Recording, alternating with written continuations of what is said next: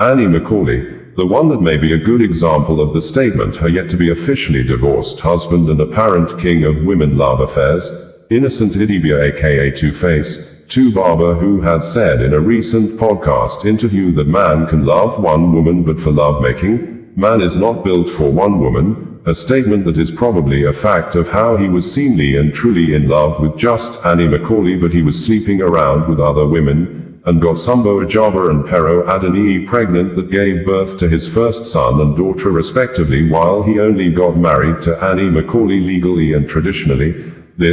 On Thursday, Annie Macaulay took to her social media handles with a video and photographs of her 11-year-old daughter, Olivia Idibia's graduation ceremony to say, being a mum is her best part in life, making the statement amidst family and some members of the public's concerns over the love affair between Edo State lawmaker, Honorable Natasha Asawaru, and Two-Face Idibia, which Two-Face younger brother, Charles Idibia aka Charlie Brave, said Two-Face has only moved out from a frying pan that almost killed him to an industrial furnace that will completely destroy him and his legacy, directly and indirectly accusing Natasha Asawaru as a bad wife-to-be, specifically saying his elder brother should stayed off from the love affair with Natasha Asawaru and give himself a time to heal. In quotes, Annie Macaulay said, "Best part of my life is being a mom. My 11-year-old superstar at official Olivia Idibia is graduating into high school. Graduated with 3 awards, Best in Reading, Writing and Storytelling. See me, see Godu." In the video, Olivia Idibia was seen smiling almost all through, with her astonishing brown skin beauty, with her endless smiles and romantic gesture displays apparently looking attractive and eye-catching to many like her father. Two-Face's shining brown skin, bald head and sexy lips seem romantically and apparently causing some women some levels of affections. It would be recalled that we had reported that, after watching his elder brother, Innocent Idibia aka Two-Face, Barber took to Instagram social media early morning midnight on Wednesday to post a video of him, Two-Face, apologizing to Natasha Asawaru and the general public over the opinion he had expressed in a podcast interview. The African Queen music maestro's younger brother, Charles Idibia aka Charlie Brave, also took to Instagram nearly around noon on Wednesday to narrate how his elder brother, Two-Face, is currently and allegedly living in bondage in the hand of Natasha Asawaru, specifically stating that it was Natasha Asawaru who used Two-Face's social media handle to announce to the public Two-Face's marriage breakup with Annie Macaulay, adding, Natasha Asawaru do go through Two-Face's phone, deleting WhatsApp messages she does not like, narrating also how Natasha Asawaru allegedly impersonated Two-Face by thus writing on Two-Face's social media page, where the allegedly impersonated Two-Face was seen to have asked the general public to help him beg Natasha Asawaru to marry him. Charles Idibia said, his elder brother, Barber, has moved from a frying pan that almost killed him to an industrial furnace that will completely destroy him and his career legacy. We had reported that the Africa Queen maestro, Innocent Idibia aka Two-Face, Barber may be one of the people on earth that practices what he preaches, with his current sermons while speaking on the latest episode of the 234 Mzansi podcast hosted by Annie Emmanuel, known as Nedu Wazobia, and others, giving vivid picture of what he has been and who he really is, clearly and distinctly telling the general public that a man can truly be in love with one woman he actually loves so passionately, but a man is not born or built to make love with just one woman. This statement obviously and apparently defines who Two-Face really is, as it may be interesting to know that Two-Face has eldest son and daughter who are less than 4 months older than each other from 2 different women, Sambo Ajaba and Pero Adeniyi. The seemingly women affair maestro was making love with both women, while he seems to be passionately in love with Annie Macaulay, who his fans and the general public know more about until January 15, 2006. Sambo Ajaba gave birth to Two-Face's first son, Nino, and less than 4 months after, Pero Adeniyi in April 27, 2006 gave birth to the Idoma-born king of Afropop first daughter, Ehiko Oicho, and for years, Two-Face Idibia only married one woman he probably truly loved, Annie Macaulay. Until January 2025, Two-Face Idibia announced an end to his 12 years marriage with Annie Macaulay and apparently switched his heart to another woman, an Edo-born lawmaker, Natasha Asawaru Igbenedian, who although appears to be the current only one-woman Two-Face Idibia truly love, but the Africa Queen music maestro may not deny making love with other women, like he said in 2006. The Africa Queen heart-melting love song released in 2004 that elevated and took Nigeria and Africa music to global stage, or to be more widely accepted internationally, can be sang to any woman.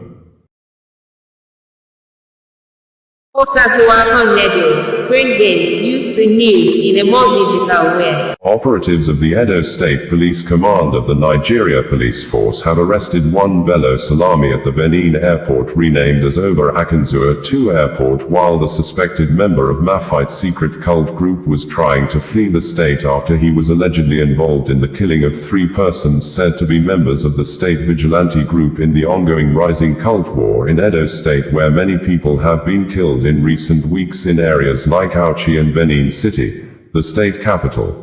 According to the Edo State Police Command in a statement issued and made available by the command spokesperson, Moses Yamu, on Thursday evening, the fight against cultism and other heinous crimes in Edo State and the bid to restore confidence in the public has been further demonstrated by the Edo State Police Command with the recent successes recorded across the state, especially with the arrest of one Bello Salami, 33 years, member of the Maphite confraternity, who was fingered in the recent killing of 3 vigilante members along Wire Road in Benin City.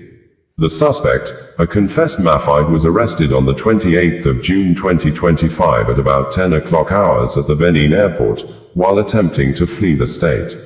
In another development, on the 26th of June 2025 at about 1500 hours, while acting on credible intelligence, operatives of the Aduawa Division arrested the duo of Abdullahi Eriamieta, 18 years, and Moses Humphrey, 25 years, all members of the Vikings confraternity. On the same date at about 1800 hours, operatives of the South Ibi Division arrested one Ahmed Hakim, 23 years, a member of the AA confraternity.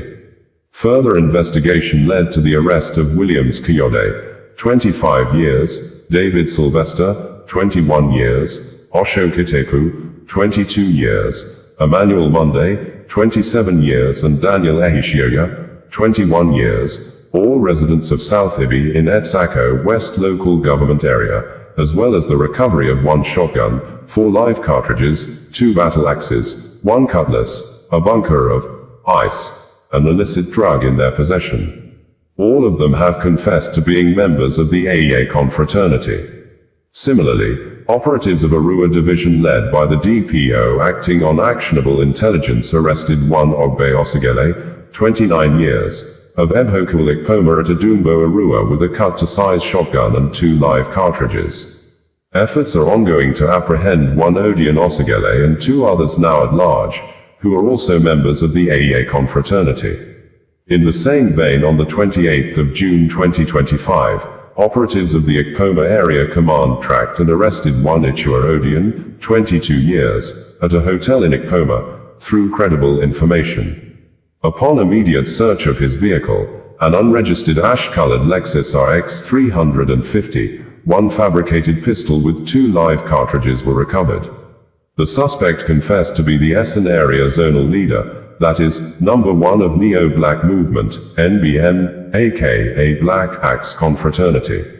While on the 29th of June 2025 at about 1500 hours, operatives of the Jatu Division raided a flashpoint along Ibi Road and arrested one Hamza Umoru, 27 years, of Ikabigbo community. The suspects have confessed to being members of the Vikings confraternity. On the same note, operatives of Auchi Division intercepted and arrested Emmanuel Wude, 27 years, Khalifa Kabir, 24 years, and Ashiru Ahmed, 22 years, all of various locations in Auchi, in possession of a Joseph Magnum pump action with breech number 23YT0083. The trio disguised as iron scraps scavengers with the firearm concealed in like manner. Lastly, today the 1st of July 2025 at about 1:30 hours, the home of one Jerry Oribor, male, 50 years, at number 6 Awinmandowan Street off Major Road in Amagba community, was raided based on credible information. Upon search of his house and premises, one automatic double-barreled shotgun with 10 live cartridges and one face cap, bearing I Confraternity logo were recovered from him. The suspect has been taken into custody for further investigation. All suspects would be arraigned before the court as soon as investigations are concluded. On this note, the Commissioner of Police CP Monday Agbonika, FDC reassures the general public that the command remains resolute in the sustained fight against cultism, while calling on the good people of Edo State to go about their lawful businesses and never hesitate to report any suspicious activities around them to the police, the police stated. We had reported that the policemen in Edo State of Nigeria have arrested 7 persons suspected to be members of a secret cult group while the suspects were in the act trying to kill a commercial motorcycle driver also known as a Kada rider at Sapili Road Axis in Benin City. We had reported that the Edo State Commissioner of Police, Monday Agbonika, has announced the commencement of house-to-house arrest of people suspected or identified as members of a secret cult group in the south-south geopolitical state of Nigeria.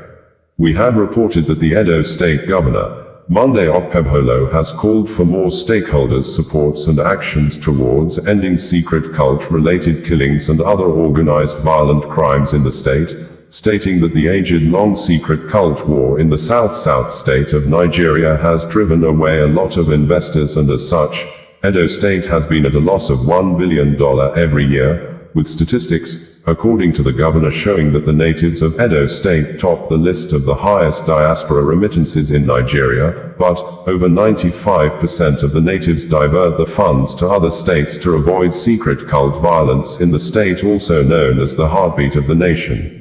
We had reported that the Edo State government led by Governor Monday Okpebholo has issued an executive order, blacklisting a government-registered acclaimed sociocultural organization, the Neo-Black Movement, NBM, as a violent organization among those responsible for violent crimes of high rates of secret cult-related homicide killings in the state, and in a swift reaction, the president of the Neo-Black Movement of Africa, NBM, Olusegun Osei-Kekor, while speaking with a panel of presenters at Arise News Television during the TV program, accused the governor, Monday Okpebholo, of allegedly using members of the Black Axe confraternity during his election, adding that the governor never consulted with them to know if members of Black Axe confraternity are also members of the Neo-Black Movement, saying, the governor is now attacking NBM because of Black Axe, stressing that Black Axe confraternity is a criminal organization, insisting that members of the confraternity are never members of the NBM, and shortly after the NBM president's statement,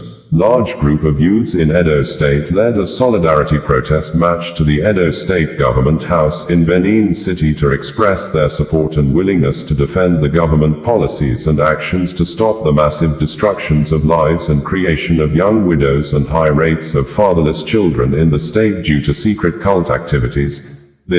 Assessments of some of the pro-government policy protesters indicated that some of them are people who may have identified themselves in the past as members of the Neo-Black Movement, and they also appeared to be people very loyal to one of the prominent leaders of the NBM, Anthony Arden aka Tony Kabaka, who trend when he was interviewed about the activities of the NBM in a BBC documentary published by the British Broadcasting Service some years back. We had reported that, in apparent anger, Edo State government under the leadership of Governor Monday Okpebholo has issued a serious warning with a strong message sent to the president of the Neo-Black Movement of Africa, NBM, Olusegun Osei-Kekor, that the Edo State government has started consultations to enable it take more appropriate legal action against the Neo-Black Movement, saying, the international headquarters or secretariat of the movement situated at Amagba area in Benin City that was demolished last month by the state government, has been an enclave used for planning and execution of secret cult-related killings by members of the Neo-Black Movement. The governor also referred to and described as Black Axe secret cult, probably expressing more anger that the leadership and members of the neo-black movement had the courage to come out publicly to identify themselves with the demolished building. The governor said they will be made to face prosecution. This, the national president of the neo-black movement, Olusegun Osakior, while speaking in reaction to the demolished building on a Rise News TV program, said, "The movement is not Black Axe," emphasizing that Black Axe is a criminal organization while the neo-black movement is a social cultural organization that promote and engage in humanitarian services.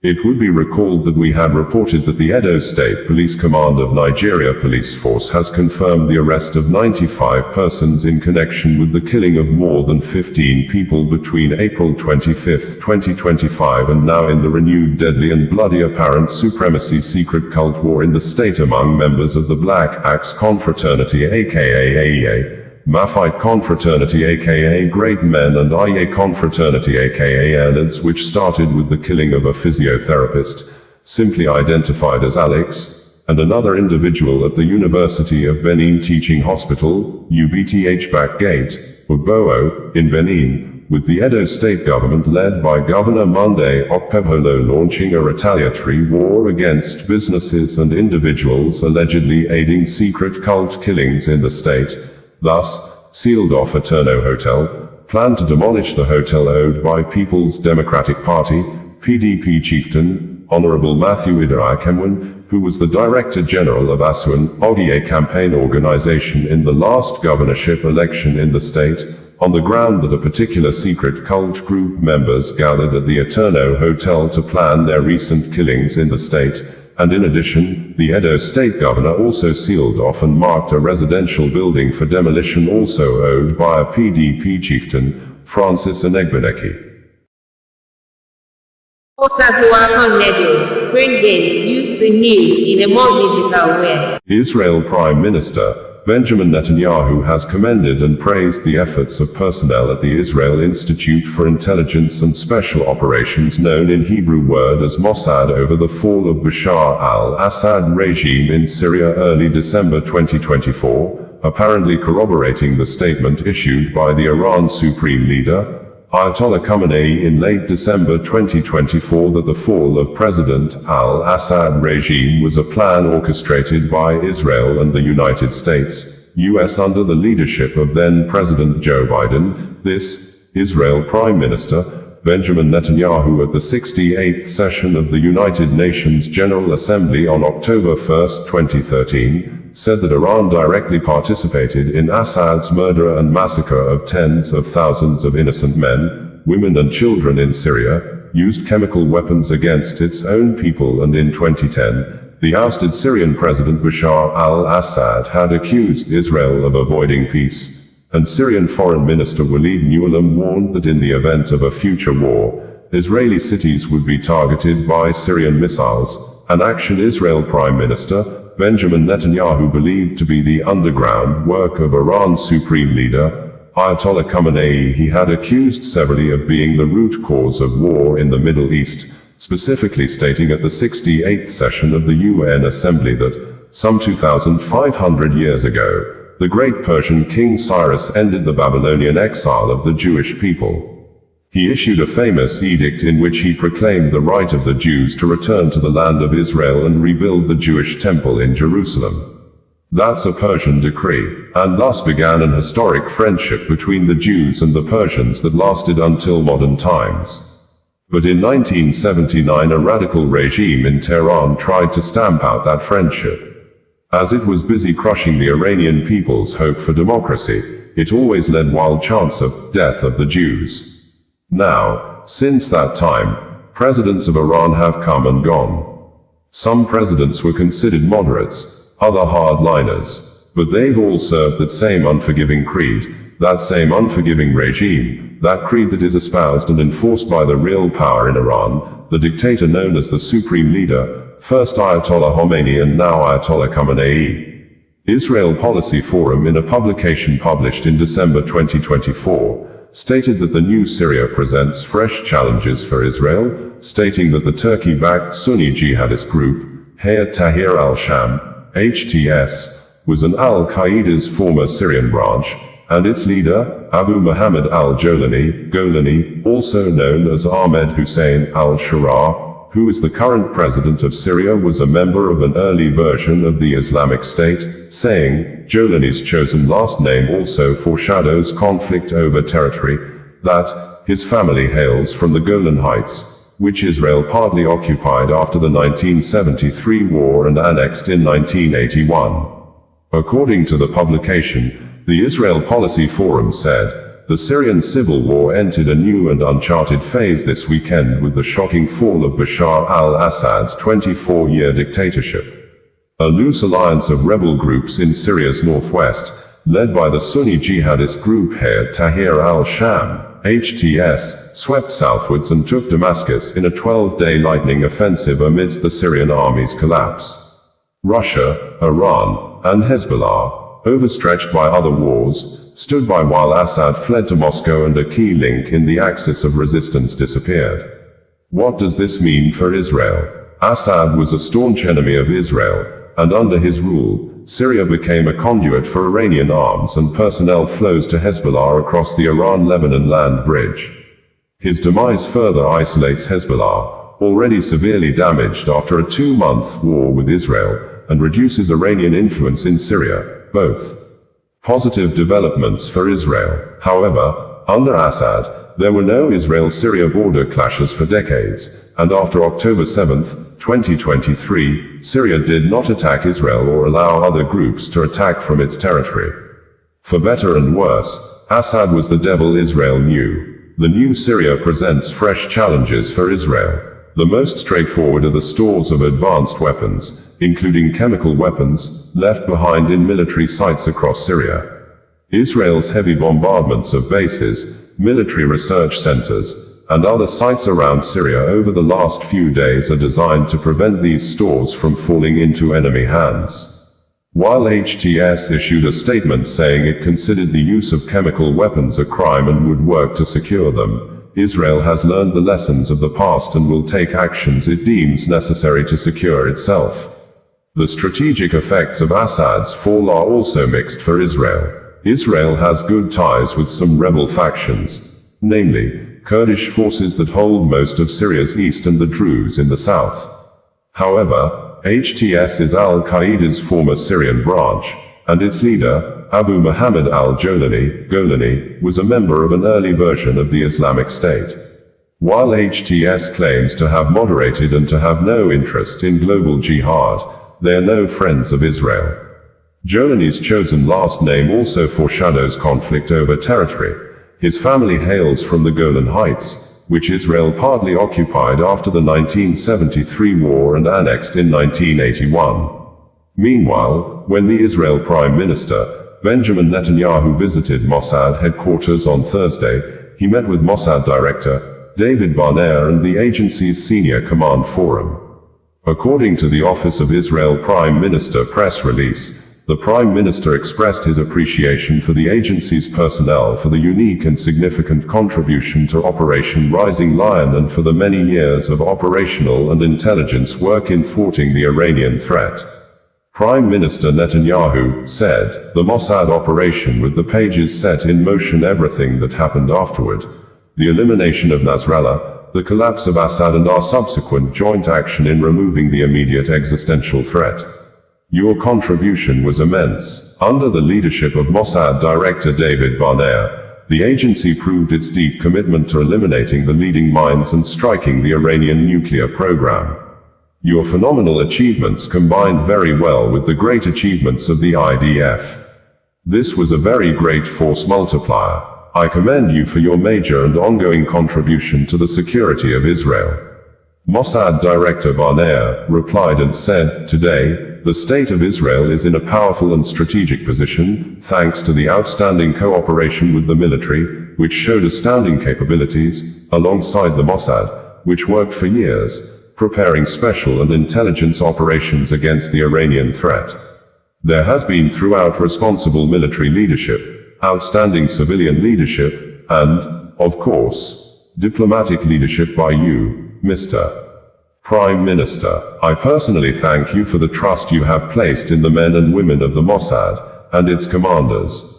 Without this trust, we would not have achieved what we have to date, or the significant damage we inflicted in the recent campaign. Our mission is not over. We are committed to continuing our efforts with determination in order to prevent future Iranian threats to the State of Israel, and to striving to fully utilize the strategic opportunities before us. Benjamin Netanyahu at the American-Israel Public Affairs Committee, AIPAC meeting on March 6, 2012, said, "From the beginning, the Ayatollah regime has broken every international rule and flouted every norm. It has seized embassies, targeted diplomats and sent its own children through minefields. It hangs gays and stones women. It supports Assad's brutal slaughter of the Syrian people. Iran is the world's foremost sponsor of terror. It sponsors Hezbollah in Lebanon, Hamas in Gaza and terrorists throughout the Middle East, Africa, and South America. Iran's proxies have dispatched hundreds of suicide bombers, planted thousands of roadside bombs, and fired over 20,000 missiles at civilians. Through terror from the skies and terror on the ground, Iran is responsible for the murder of hundreds, if not thousands, of Americans. In 1983, Iran's proxy Hezbollah blew up the Marine barracks in Lebanon, killing 240 American servicemen. In the last decade, it's been responsible for murdering and maiming American soldiers in Afghanistan and Iraq. Just a few months ago, it tried to assassinate the Saudi ambassador in a restaurant just a few blocks from here. The assassins didn't care that several senators and members of Congress would have been murdered in the process. Iran accuses the American government of orchestrating 9/11, and it denies the Holocaust. Iran brazenly calls for Israel's destruction, and they work for its destruction, each day, every day. This is how Iran behaves today, without nuclear weapons. Think of how they will behave tomorrow, with nuclear weapons. Iran will be even more reckless and far more dangerous. We had reported that in April 2025, Israel Prime Minister Benjamin Netanyahu traveled to the United States, US and held meetings with President Donald Trump, only returned from the official trip and intensified more aggressive military campaigns in Gaza and staged a military confrontation with Iran, which led to the killing of almost 1,000 Iranians in a 12-day war with the Islamic country. On Tuesday, Prime Minister Benjamin Netanyahu told his cabinet members that he will travel to the US next week to hold very important security meetings with President Donald Trump and the US lawmakers amongst others, while specifically telling the cabinet members that the details of the scheduled meetings are things he cannot reveal at the briefing. We had reported that the United States, US President Donald Trump has accused members of the Israel House of Assembly, known in Hebrew word as Knesset, of apparent politically witch-hunting the Israel Prime Minister Benjamin Netanyahu with corruption case President Trump had described as nothing but political witch hunt, saying, the Knesset prosecutors should let Benjamin Netanyahu go, that he's a war hero who have worked with the US to eliminate Iran nuclear threats, and currently he has a big job to do with negotiations of peace deals with Iran and Hamas, stressing in a question manner how possible is it for the Israel Prime Minister to sit in court all day long. The Prime Minister lawyer had filed a 2-week delay of the case, citing national security demands following the 12-day Israel-Iran war, but the court sitting in Jerusalem rejected the application on Friday, and Benjamin Netanyahu, who has spent 20 years as Israel Prime Minister, was expected to be in court on Monday for cross-examination in the corruption case that started with police investigation in 2016 and the court trial commenced in 2020, but a report from some foreign media quoting the Prime Minister political party, Liquid, a few hours ago indicated that the court on Sunday has postponed the case and cancelled it from holding this week. Similarly, some members of the Knesset had accused the Prime Minister of trying to use the regional war with Hamas, Hezbollah and Iran to secure end to the corruption charges.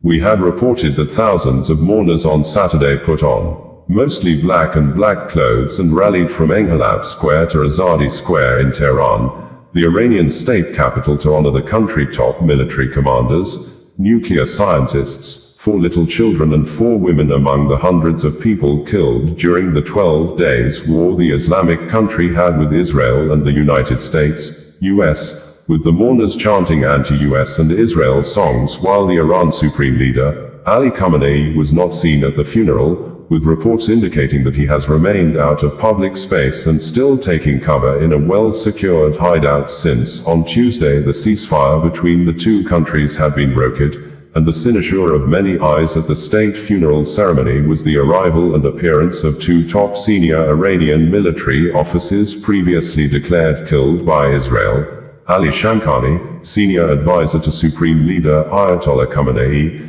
and Esmail Khani, commander of the Islamic Revolutionary Guard Corps, IRGC Quds Force, which Israel Defense Forces, IDF, had claimed to have assassinated with an airstrike on the 13th of June 2025 during the start of the Iran-Israel war. However, Iranian state media contradicted the IDF report on the 20th of June that the officials are still alive, and they were in stable condition after recovering from severe injuries from the strike. We had reported that the Israeli Prime Minister, Benjamin Netanyahu, has listed what the troops of Operation Rising Lions achieved in a 12-day war with the Islamic Republic of Iran, stating that Israel will now pursue the path of making peace with nations in the Middle East and compensate those that suffered damages, specifically stating that all the buildings destroyed by Iran ballistic missiles will be rebuilt anew by the Israeli government for the victims, adding that, without the immense achievements in Gaza, in Lebanon, in Syria, and against the said terrorism in Judea and Samaria, Israel would not have been able to reach Tehran, made the statement on Tuesday evening after Iran President Masoud Pezeshkian announced an end to the 12 days tense and frightening military campaigns that the United States, led by President Donald Trump, took side with Israel and officially and openly got itself involved in the war on Saturday 2025 when U.S. special military troops flew several B-2 bombers, fighter jets, and attacked 3 Iranian cities of Fordo, Natanz and Isfahan with allegations that the Iranian nuclear facilities in the cities have been destroyed, allegations several media reports and authorities in Tehran have dismissed. But in retaliation to the U.S. invasion of the Iranian territory, the Islamic Revolutionary Guards Corps, IRGC, launched 6 missiles into Qatar on Monday with the intention to destroy U.S. military base in the Qatari capital of Doha known as U.S. Al Udeid Air Base, but, according to Qatar state media, Doha News, all the missiles were intercepted. We had reported that the head of the Christian Catholic Church, Pope Leo XIV, has appealed to all actors involved in the ongoing war in the Middle East and beyond to end the battles because, according to the Pope, war only amplifies or creates more problems, and no amount of military victory can compensate the pains of mothers, the stolen futures and the fear of children, emphasizing that war does not solve problem. We had reported that the Israeli Prime Minister, Benjamin Netanyahu, has commended President Trump of the United States, U.S. overnight attack the U.S. military for the first time for years carried out on Iranian cities of Fordo, Natanz and Isfahan, saying, like him and President Trump do say that peace comes through strength, the U.S. troops acted with a lot of strength while bombing the nuclear facilities in the 3 cities of Iran.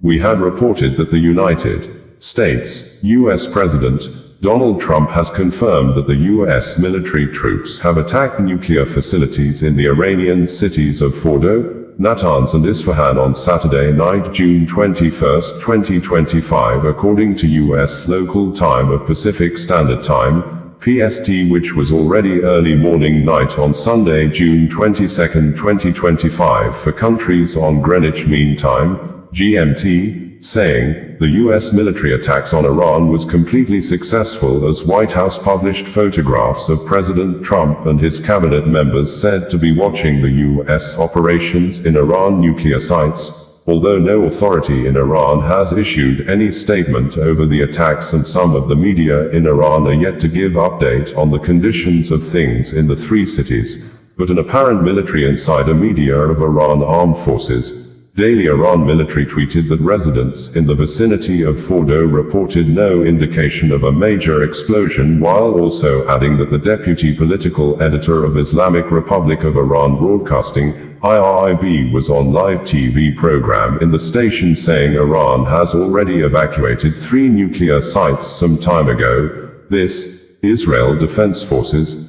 IDF, earlier on Saturday night posted an aerial view recorded video of the Israeli troops bombing a location said to be Isfahan nuclear site. Facility said the Iranian uranium enrichments reconversion were taking place. We have reported that 22 persons suspected to be spies have been arrested in the Iranian province of with an apparent military insider media that operate with a verified social media handle, Iran Armed Forces, stating that the 22 individuals were linked to Israeli intelligence services, and police authority in according to AFP, confirmed the arrest of the 22 persons the police said are Israeli spies. This, Israel Defense Forces, IDF, in a statement issued on Saturday morning said that Israeli troops in a precise attack killed the commander of the Palestine Corps of the Quds Force, Saeed Azadi, in We have reported that the India Ministry of External Affairs, in a statement issued on Tuesday, says the government of India has moved India students in Tehran out of the Iranian capital city due to safety concerns following the continuous exchange of air bombardments between Israel and Iran, while at the same time, the government of India advised other citizens in Tehran that can afford their own transport fare to leave the Iranian capital city immediately, adding that some citizens of India have been evacuated out of Iran completely through the border with Armenia. The India Embassy in Israel had on Sunday advised persons of India origin not to move unnecessarily in Tel Aviv, and they should obey safety instructions from the Israeli authorities and Home Front Command. We had reported that the ongoing military campaigns between Israel and Iran on Monday did not spare journalists, as the Islamic Republic of Iran Broadcasting, IRIB building in Tehran was hit by Israeli missile, with the Israel Defense Forces, IDF, saying that the media was one of the Israeli military targets to block the military communications of Iran Armed Forces, which the Iran Armed Forces immediately retaliated with ballistic missiles fired into Israel, and IDF, in a statement issued late hours on Monday, confirmed that millions of Israeli residents are currently running into bomb shelters, with air raid sirens sounding across several places in Israel. A video currently trending on social media showed the TV host, Sahar Amami, fleeing the studio when the station was hit by a missile during a live broadcast. Although there are reports from Iran that the state media resumed normal operations minutes after the attack, but there are unconfirmed reports that some journalists were killed in the attack as part of the building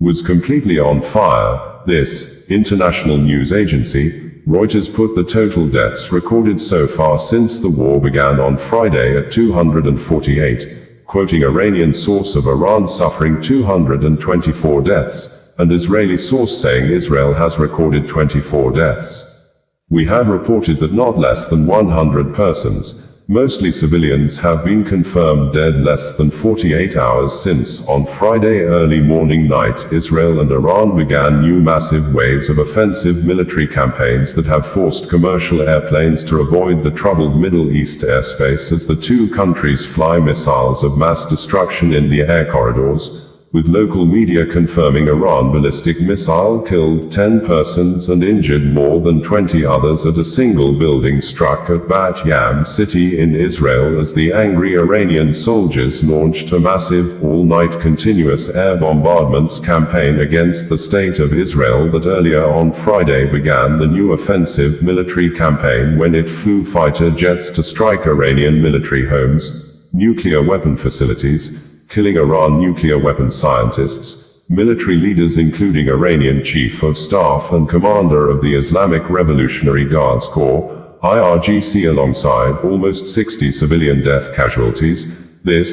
President Donald Trump of the United States, U.S., in a statement issued on Friday shortly after Israeli attack via his personal verified social media handle on his own Truth social media platform, praised and boasted about the military strength and capability of Israel, saying, things will only get worse for Iran because he gave them a chance to make a deal but they ignored the chance, adding with some level of mockery that the Iranian hardliners who spoke bravely are now dead as a result of the Israel attack on Iran, saying with emphasis that the US produces the best lethal military equipments anywhere in the world, and Israel already has a lot of the US military leather equipments, adding that Israel knows how to use the weapons and more will be giving to them. And in another statement issued also through the Truth social media platform on Saturday shortly after the unprecedented military parades to mark the 250th anniversary of the founding of the United States Army,